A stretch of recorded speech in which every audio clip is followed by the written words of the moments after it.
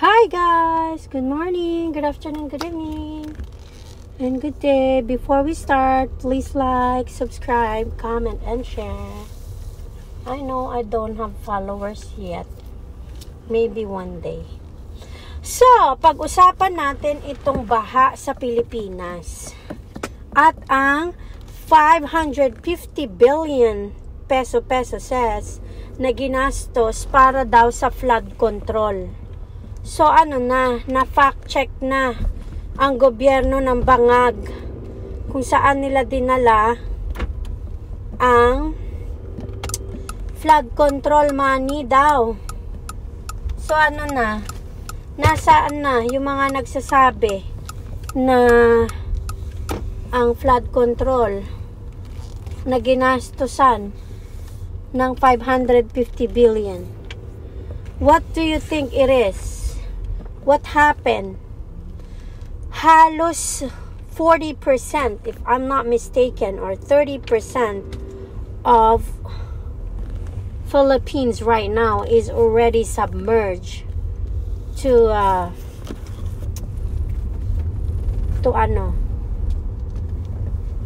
water.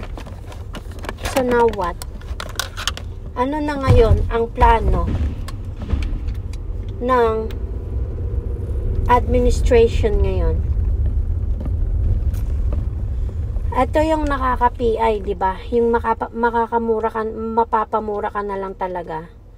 Dahil yung inaasahan mo na pinagmamalaki niya na meron siyang 5,500 flood control daw. Where is it? We're not even seeing any one, like not a single piece na merong flood control. Saan? Ano ang kinontrol? Kinontrol ba yung ulan? Kinontrol yung agos ng tubig? Kinontrol yung kanal? Ano? Kinontrol yung what? What is the flood control there? I don't see anything. People can't see anything. Don't see anything. So now what? Ano na mangyayari? Nakita nyo ba yung pangangamot ng ulo niya at tinanong niya yung mga kausap niya na, so, anong gagawin natin? Like, seriously? Dati yan, kung si PRRD yan, umaambon pa lang, ready na sila. Hindi pa umuulan, ready na sila. Alam na nila kung anong gagawin nila. So, anong nangyari ngayon? Tapos, kung makapanlait kayo sa mga Duterte na akala nyo, kayo lang yung tao. Kung makapanlait kayo sa mga Dutertes, akala nyo, may utang sila sa inyo. So, ngayon, na fact check na ang gobyerno ni Bangag. Alam nyo ba, napansin nyo ba, if you actually think about it, every time someone or people are trying to put them down, Dutertes, laging may nangyayaring sakuna. I don't know if it's just me or if you actually notice about it. Like, if people are actually putting them down, the Dutertes, nagkakaroon ng sakuna. At ang pumapalo sa masasamang tao is yung kalikasan. Bakit kaya? So that means kakampi ng Dutertes ang kalikasan. Kakampi ng mga Dutertes ang tama.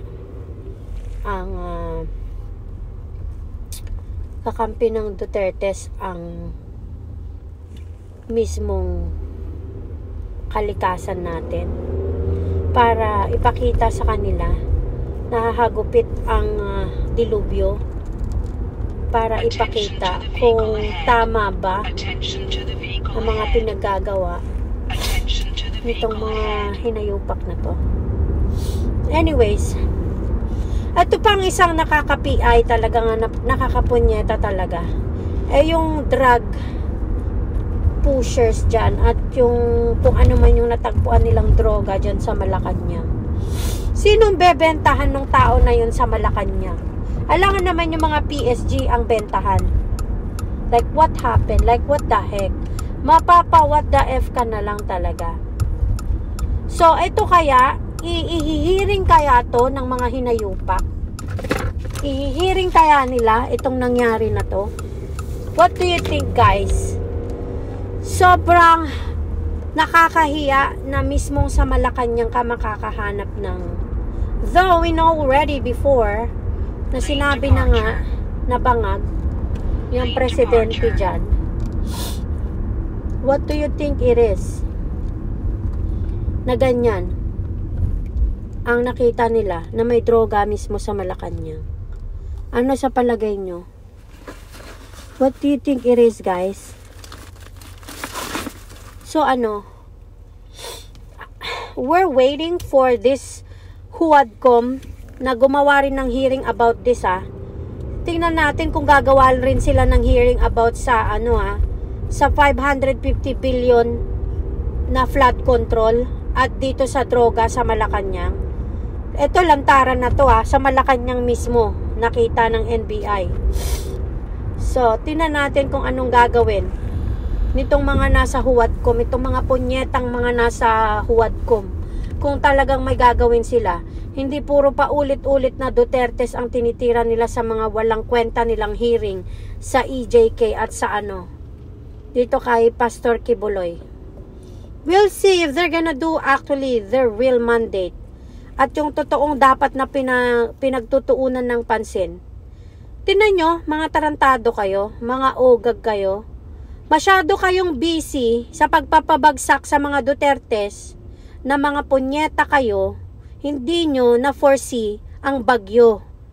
Busy kayo sa kakanakaw ng pera ng taong bayan na yung sinasabi nyong 500 billion na flood control ay ipinagbubulsa nyo na.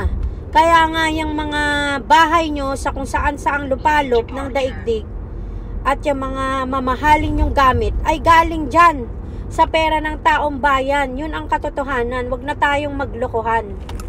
Kaya itong mga punyetang mga nasa Quadcom na to, na ang kakapal ng mukha, na akala mo kung sino ang lilinis, na palaging mga Dutertes ang tinitira nila. So now what?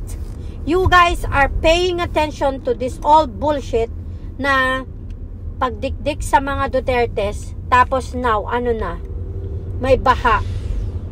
Ano kayang maitutulong nyo at magagawa nyo? Instead of mag-hearing kayo dyan, this time, what are you gonna do to help those people na nilubog na ng tubig, ng baha? Are you going to do something about it? Are you going to do something para makatulong sa mga nasalanta ng bagyo? Magkakaalaman. Ito na yung fact check na sinasabi para sa sinasabi nyong flood control. Kailangan i-hearing nyo to, mga animal kayo. I-hearing nyo tong 550 billion. Napakalaki yan, punyeta kayo. Yung 125 na confidential funds na nagamit ng maayos, ilang linggo o buwan nyo na yatang hinihiring dyan sa punyetang Senate hearing nyo at Quadcom hearing nyo na wala namang nangyayari. Okay? Kaya kayo mga punyeta kayo dyan sa Quadcom, Huadcom at mga Congress, i-hearing nyo rin tong 550 billion. Dahil kapag natapos tong bagyo, malalaman nyo kung ilang tao ang lumubog at wala ng buhay. Dahil sa mga punyetang pagnanakaw nyo sa pera ng taong bayan, mga hayop kayo. Nanggigigil ako sa inyo. Yung mga kababayan natin na lumubog na dyan, may magagawa ba yung hearing nyo? Walang magagawa yung hearing nyo. Ngayon nyo ilabas yung sinasabi nyong sinasabi nyong flood control. Mga hayop kayong, mga magnanakaw kayong. Ilabas nyo yan. Kailangan i-hearing nyo yan. Taong bayan ang nagsasabi, i-hearing nyo yan. Kailangan ipakita nyo sa taong bayan na totoong nagtatrabaho kayong mga hayop kayong, mga magnanakaw kayo. Mga mukha kayong pera.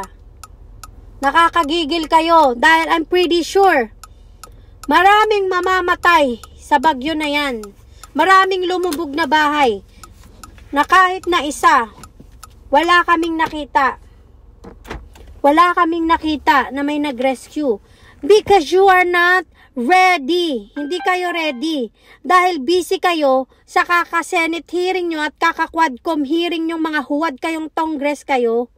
Ngayon, Pag itong 550 billion, hindi nyo hiniring yan, ang kakapal ng mukha nyo, sana kayo yung lunod sa bagyo at sa baha. Sobrang kakapal ng mukha nyo. Nakakagigil kayo as in. Malalaman yan mamaya kung ilang mga tao ang namatay at nalunod dahil dyan sa kawalan ng puso nyo at puro pagnanakaw ang ginagawa nyo dyan sa Pilipinas, mga hayop kayo. Okay? Gigil na ako sa inyo.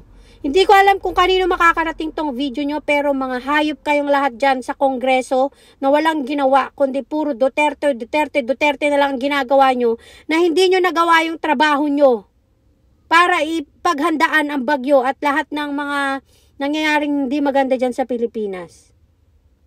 Kaya aabangan ng taong bayan yung paghihiring-hiring nyo dyan sa 50 billion na flood control. Pag ito hindi nyo nagawa, napakahayop nyo talagang mga animal kayo. Yun lang masasabi ko.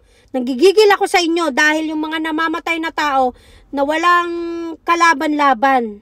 Tapos kayo nagpapakasarap kayo sa kakanakaw nyo ng pera ng taong bayan. Mga hayop kayo. Meron din kayong araw. Sana kayo na lang yung nalunod.